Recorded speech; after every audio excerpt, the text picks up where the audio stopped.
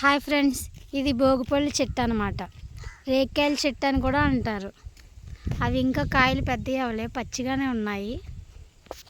పెద్దగా అయిన తర్వాత ఇలా ఉంటాయి ఫ్రెండ్స్. వీటిని భోగిపళ్ళు అంటారు, రేక్కాయలు అని కూడా అంటారు.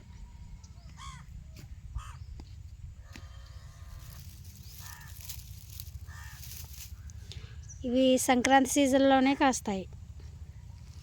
Happy Sankranti, happy Bhogi, happy Kanuma.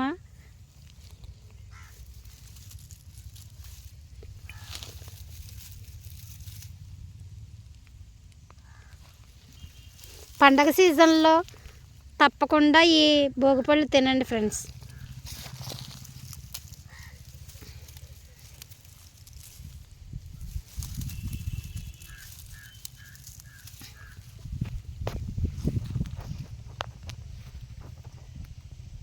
అవన్నీ పచ్చిగా ఉన్నాయి.